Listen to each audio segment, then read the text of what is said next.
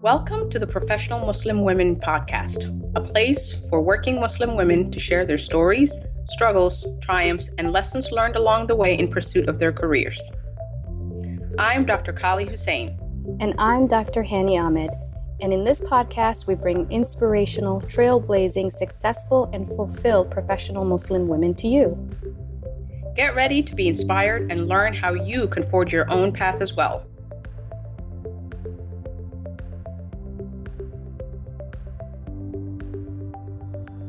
Assalamu alaikum wa rahmatullahi wa barakatuh. Welcome back to the Professional Muslim Women Podcast. This is Kali. And this is Hani. Assalamu alaikum, everyone. Hi, Kali. How are you? I'm good. How are you, Vi? Good. It's been a while, huh? It's been a long while. I think the last episode we did was back in January, the beginning of the year. Right before the COVID mess. Yes. So there's been a lot of changes. We've been on a big hiatus for many reasons. So we will be going over, and just to give you a quick intro, we're going to be going over the recent changes, coronavirus, the Black Lives Matter movement, and the issues with systemic racism, the upcoming election, and inshallah, how we will be moving forward with the podcast. Woo, that's a mouthful. Yeah, there has definitely been a lot of change. In particular, we've been impacted quite a lot, right? I mean, just from the perspective of our jobs, where we're both hospital-based. So our work didn't slow down. We didn't get to spend it at home. We were part of that effort to kind of counter this virus in person. There were many meetings, and I'm sure it's the same for you, right? Lots of development talk, lots of things to stay on top of, basically being part of that forefront in terms of dealing with this virus. And then at home, things had dramatically changed, right? Yes, there's been... Got thrown out of school. Yes, there's been a huge change. So I moved. Yeah, across the country. Yes, I moved across the country. I was previously in Florida and then started looking at new opportunities. And for the longest time, we were deciding between Texas and Arizona. I ended up in Arizona. But in the meantime, I think during the move, we stayed in Texas with my parents for a few months, and it was right when the pandemic started. So it was actually a bit of I had a little bit of a break when the pandemic was picking up. So I was at home with the kids out of school, and because I was outside of the hospital setting with the coronavirus, I was doing video conferences and Zoom conferences and just learning about the pandemic and seeing, okay, what do we do, from a clinical standpoint, from an ICU standpoint. And I was doing a lot of teaching. And then finally located to Arizona in about April, and then started working on the front lines when the numbers started picking up in Arizona. Yeah, I remember that. I think we had our wave and then you had your wave after us.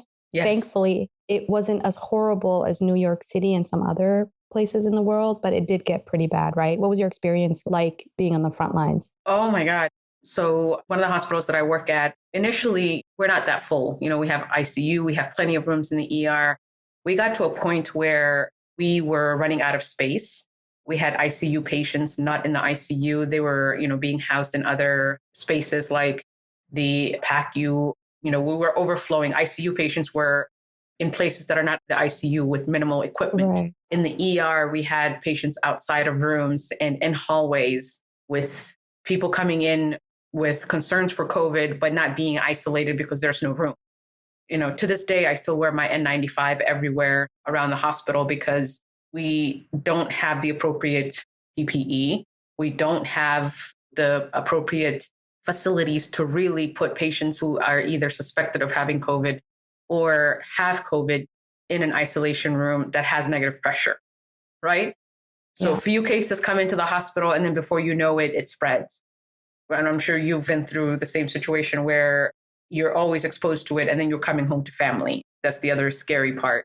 Yeah, you get into this ritual of decontamination every night, and it's kind of become a ritual. I'm very much more, I would say, careful and cautious about who I interact with, like going on play dates, having a babysitter come by, I'm constantly like, okay, what was my last exposure? How well was I protected? And am I going to come across anyone who can potentially put a vulnerable, family member in danger? So it's really, really complicated our lives here as Yeah. well. Oh my God. Yes. Yeah, huge changes in the hospital, certainly a very stressful situation. I'll tell you what I find the most shocking thing about COVID is how it exposed the fault lines in our healthcare system. And it showed the inequity in healthcare just in stark relief. It was so horrible to see the statistics, but also anecdotally see in person that this disease is affecting people of color and it's affecting more vulnerable populations at a disparate rate, at a higher rate. And, I know there's lots of reasons for this and we can get into it. I mean, this isn't, the time or place, but obviously with people living closer together, being more likely to be essential workers, there's a lot of risk factors, but just the way that it uncovered, it almost feels like there was this festering wound Yep. in healthcare. And it was kind of glossed over by all of the, shininess that is American healthcare, right? Like it's concierge healthcare. Yep. And then you look under there and you're like, wow, this is really terrible, the disparity. I found that really, really shocking. Yeah, I think it uncovered a lot of things that, there is a lot of data that shows that there is disproportionate health disparities are plenty.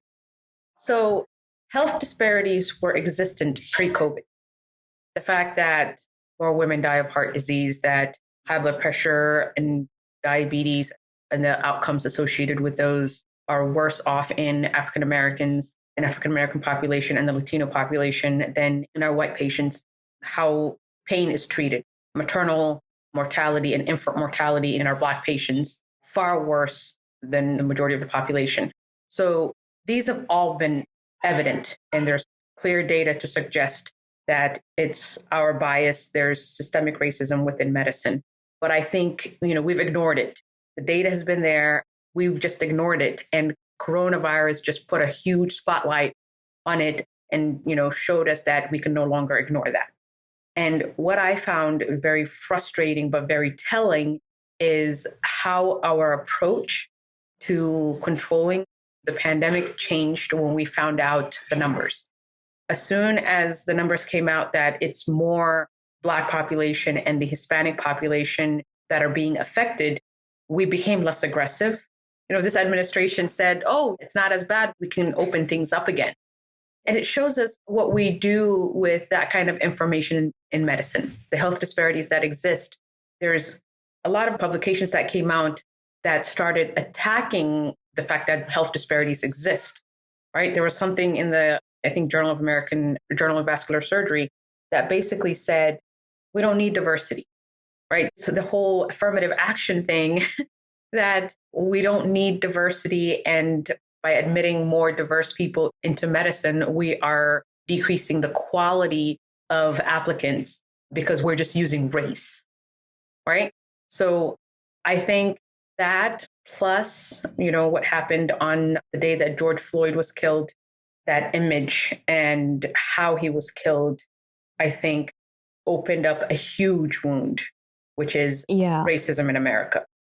Yeah. It really just kind of all convalesced, it seems like. It was one thing after the other that really demonstrates how much racism and inequality plays into the very fabric of society. It literally affects every aspect, and healthcare is no different. And it was definitely stark in healthcare. I feel like this was a revelation for a lot of people, a lot of us, but I'm sure, especially in the Black community, it wasn't so surprising that some of this is not uncommon. I mean, one thing we hear all the time is stories about how Black patients don't trust the healthcare system as much, as their white counterparts. And there's a very good historical reason for that. And there is a very good reason that goes on today. So that happened. COVID, displaying the disparity. And then, of course, the government's reaction that made you wonder, if COVID-19 was killing people equally or was causing a disability equally across demographics, would the government's response be so lackadaisical? Would it have mobilized more if, this wasn't something that was known to affect people of color to a greater degree? And I mean, it's a legitimate question that has to be asked, because even though it seems insane to think that we're asking whether the government cares about the citizens of the nation, which democratically elected that government, historical facts make you ask that question. That's the truth. It's the absolute truth. And there's a phenomenon that shows the difference in how we approach problems depending on who's affected. Okay. So if you look at the war on drugs, back in the 1980s, so there was a war on drugs when it came to cocaine. In the African American population, it was called crack cocaine, and it received a much bigger penalty, right? And they would parade Black people being arrested on TV, and it was Black people in the ghettos who were destroying our culture and our communities with drugs. The same wasn't done for drug abuse, cocaine abuse in the same like when it was a white person, right? So fast forward to today's drug problem, the opioid epidemic. Who are the most common abusers of that? It's not people of color. It's not people of color, right? Yeah. So what was our approach to the opioid epidemic, the opioid crisis? Much more empathetic. Much more empathetic. Yeah. We're looking at doctors prescribing it. We're holding people accountable. We're holding, systems accountable and saying these poor people are being given drugs and they're getting addicted to it. They need help, right? So the approach to the same problem, it's drugs, right? Opioids, they're street drugs. It's the same exact problem, but two completely different approaches. One, you vilify the people who are using it because they happen to be, people of color. And the other one, you're sympathetic to them and you try and hold the system and doctors and everybody else who's supplying the drugs accountable. You give the people the resources they need to deal with their addiction. So no matter how many times we want to ignore the reality that racism exists, it exists.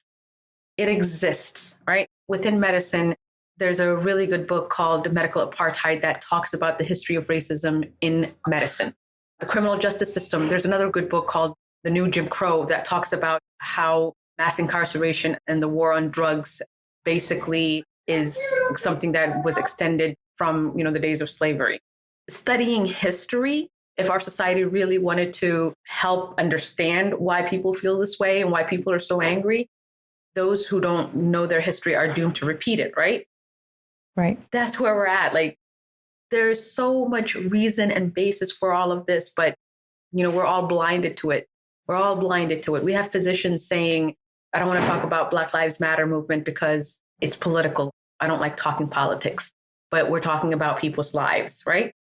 Yeah, it's really frustrating. It really is. And I did read that book, The New Jim Crow by Michelle Alexander. I recommend it highly. It's a fantastic book.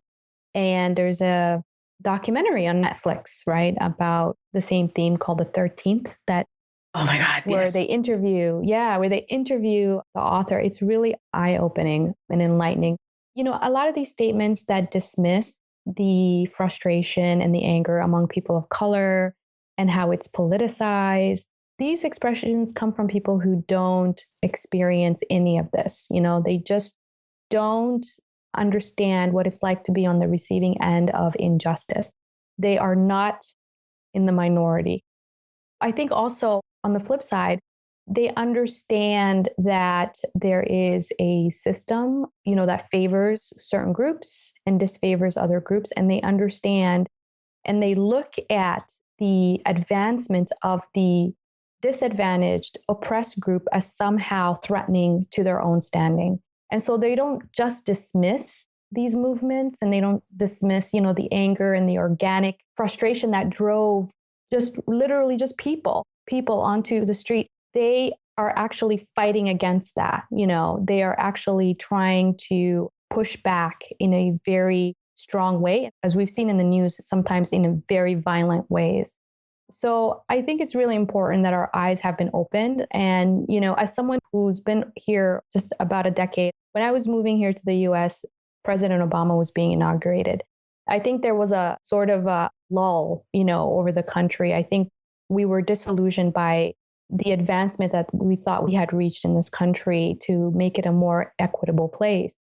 People talk about diversity as if it's something we're reaching for. This country is already diverse, right? I mean, this is not a Scandinavian country. This is a diverse country, whether, certain segments of this country like it or not.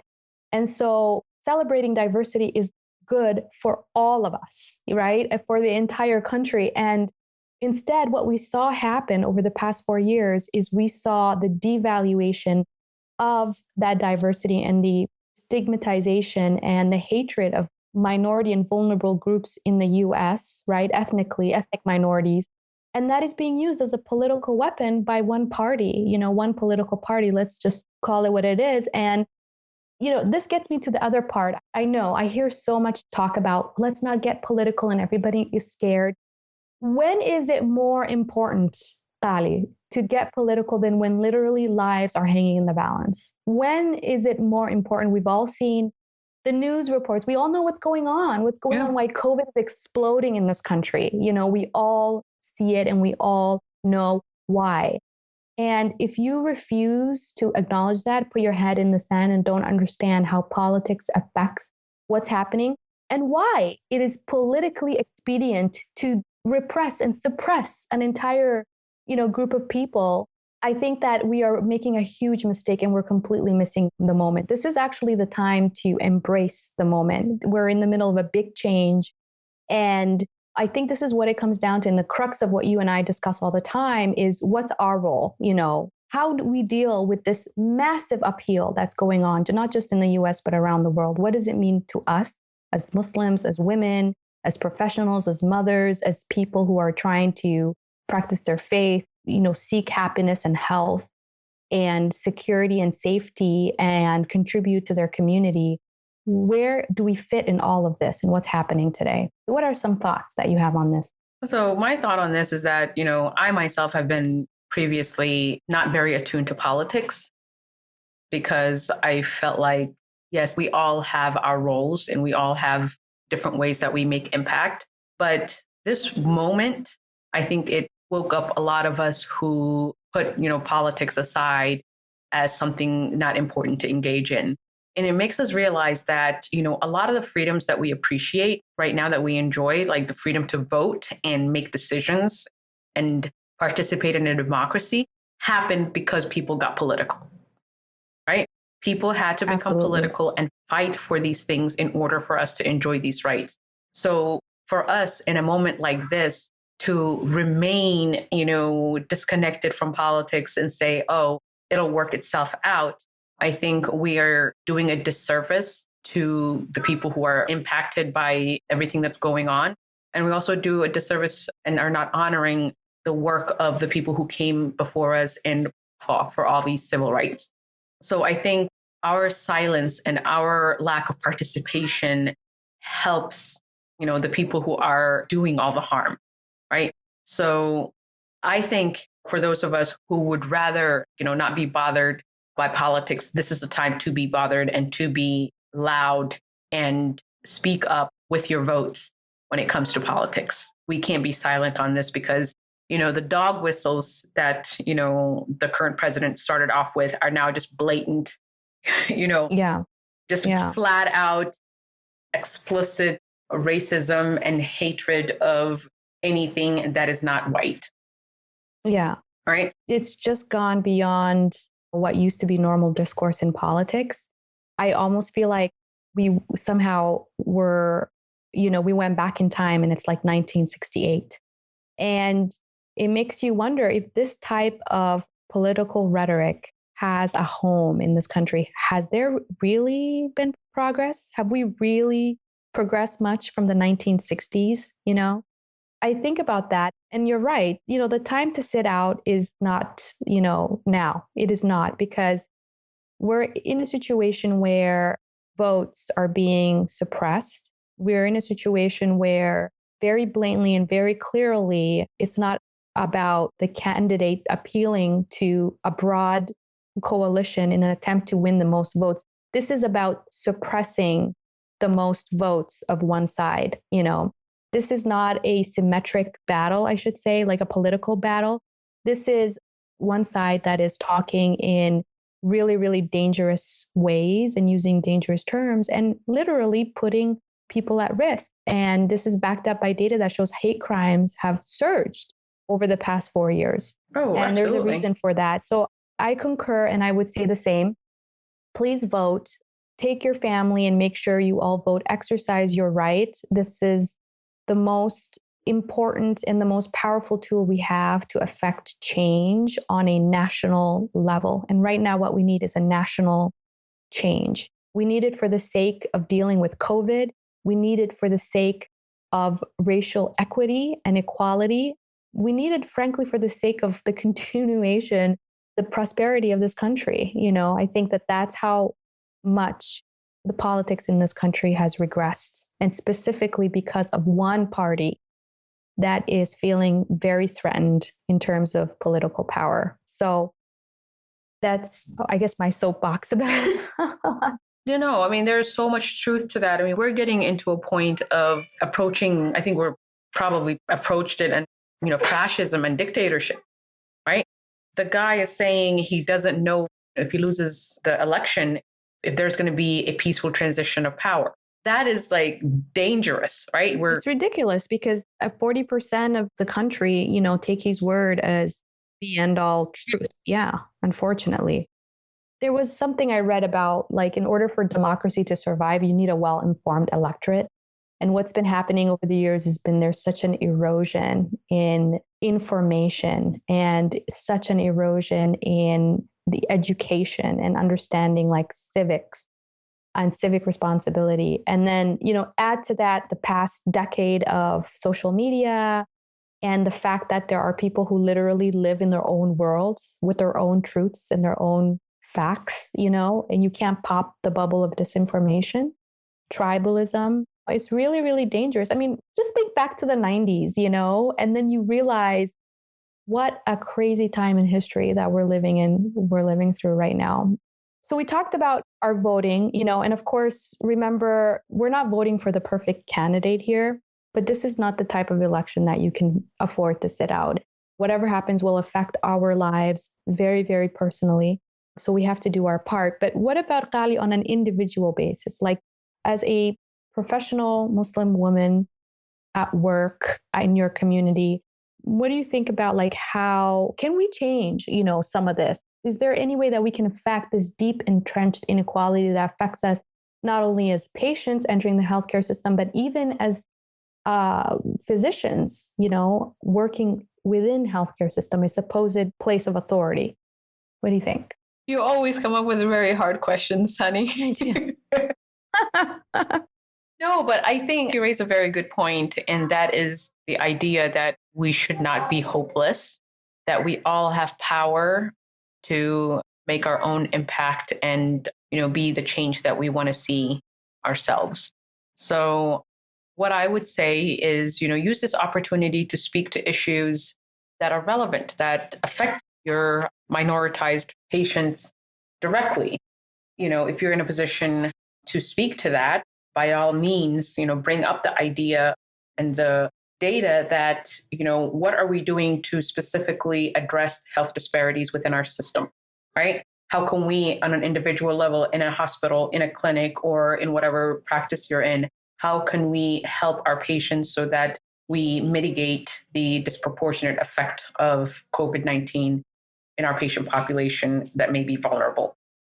So that's on an individual level that you can do, if you're in the healthcare field. If you're in other fields, systemic racism, it's called systemic for a reason. It's structural racism. It's labeled that for a reason because it permeates every aspect of life, everywhere, right? From education to the workplace to advancements, it affects everywhere. So in your field, how can you help not only increase diversity? We've heard, diversity and inclusion, but to me, my experience with that has been that it's just an ideal, but we invest some time and energy in diversity in recruiting people.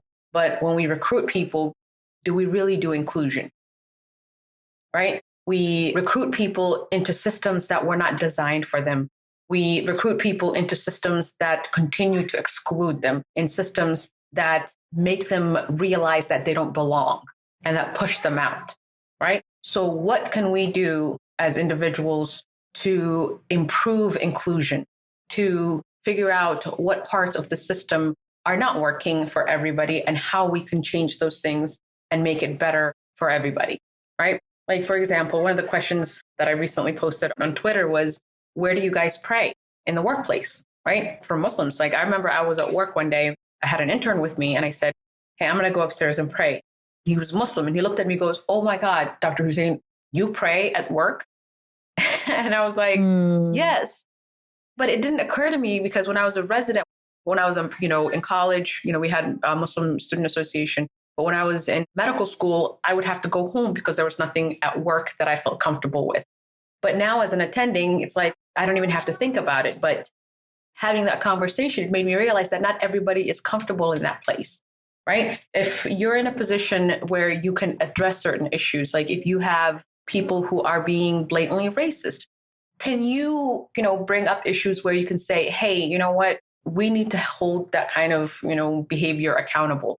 We do not accept that kind of treatment where, you are addressing, people in a certain way because they happen to be different. Like, you have to set the standard that racism is not acceptable at the workplace.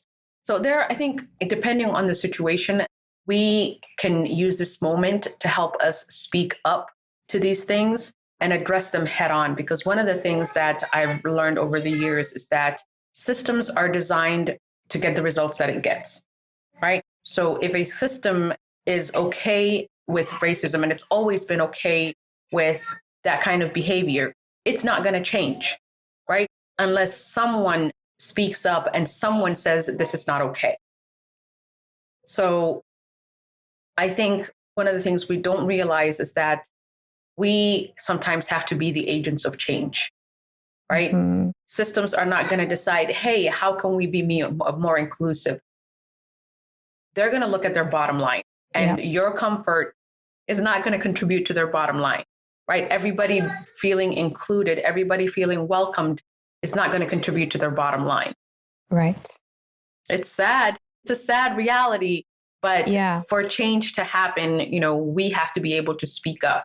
Like, one of my favorite phrases from a book on change that I like is, for any change to happen, someone has to start behaving differently. Someone has to start acting differently.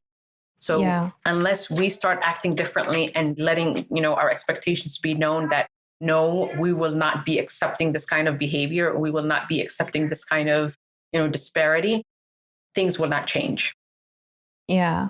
I love that you say that, because I think in different words, in a different way, I've come to the same conclusion that, first of all, we're not helpless, we're not powerless. And, it is on both a macro level, when we talk about how important voting is, and, you talk about voter suppression, how important is your vote that there are people who are trying to stop it? It is such a power when we take it together collectively. And not exercising that power is really just getting out of the game, and accepting what comes your way. And I think when people do that, it's despair, but it's a vicious cycle, because you can't affect change if you're despairing, right? And you won't win. And so that causes you to despair more. So taking your power, reclaiming your power, and realizing that you can. And I think it also is on a micro level. And on a micro level, it could be something really, really small, where you see something that's not fair, it's unjust, or it's hurting someone in some way. And it used to just happen because it was part of the work culture or the culture in your community or at school. And you stop and you say, this is unacceptable, and I'm going to actually say something, and I'm going to change this one small thing that will, push me towards doing the right thing or the more equitable thing. So I think it can get overwhelming if people think, oh my gosh, there's just so much wrong. How can I, even address things? But I think if you think about it in small terms, like I think I'm going to vote because that's the power I have. And I'm going to message all my family members and friends and remind them to vote.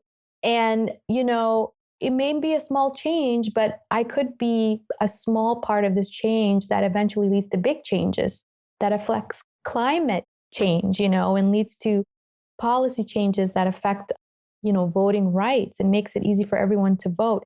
So I try to remember that when it gets, overwhelming. And this definitely has been an overwhelming summer. It's been an overwhelming year. Yeah. 2020 has been, I don't know, there's been. You see all these memes about 2020 being put in the trash, People having Happy New Year, celebrations because they're just done with 2020 and they're ready for the next year. Yes, we have no idea what 2021 has in store for us. Yeah, but this has been a very, very challenging year for many, many reasons. But I think one of the things that I hope we can get from this discussion is that, yes, it's been bad. Yes, it's been very challenging, but there's something that we can all do, right? There's something that we can take from this to say, okay, what have we learned from all these disasters? For one, I think it woke everybody else up to, the persistent problems that we have and, the fantasy of being in a post-racial world with the, election of Barack Obama. I think that fantasy has been shown to be false, right? And so I think in situations like this, I think it's the fire that we may have needed to wake up and work towards more change and just making our world a better place. Absolutely. Absolutely. I think that's a perfect place to end our talk. Wow, this has been a really thoughtful episode. It was fantastic to connect again. Yes, you too. So before we end, I wanted to talk about how, moving forward, Henny and I are still pretty busy because coronavirus is still here. And so while, we may have episodes with interviews, the conversations Henny and I love to have, maybe a little bit more infrequent. It might be one of us just coming on to chat about a few things here and there and to have a little monologue about things that are happening or things that we want to discuss. So I think this may be the one conversation we have this year. Could be the way the year is looking. Yeah. And, this is a passion project. So if you guys have any suggestions about what kind of topics we should tackle, if you have any ideas or suggestions or questions or what you think may be beneficial to hear as a listener of this podcast, please let us know. Send us a message. Yes, we would really appreciate that. And maybe we can be more focused on the things that need to be discussed. I will also be sharing some other projects that I've been working on, inshallah, because I was missing the podcast. So I needed other projects. Other outlets for your busy mind. Yes. He's always on the go. What's the word? A doer? You're a doer. Yeah, I think, what I've come to realize is that I'm a speaker. And because coronavirus has, made public gatherings next to impossible, I have to find ways to speak.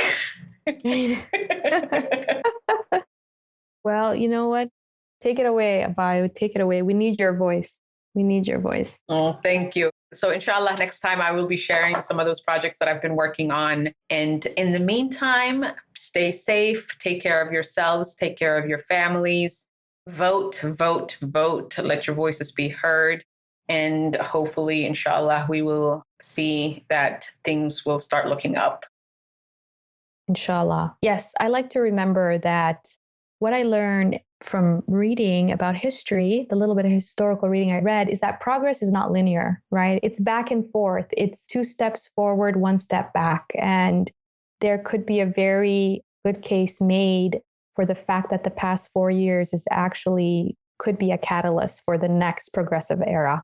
I don't want to talk too soon, but I think that that's what I want to, imagine will come out of this, inshallah. Inshallah. Inshallah. We shall see. Yes. All right. All right. See you guys next time. Bye. Assalamu alaikum. Alaikum salam. Thank you for tuning into the Professional Muslim Women podcast, the place for Muslim women to inspire and be inspired. Please join us on our Facebook group, Professional Muslim Women, to continue the conversation and connect with Muslim women like you. And don't forget to subscribe to the podcast and drop us a like or a review. We look forward to hearing from you soon.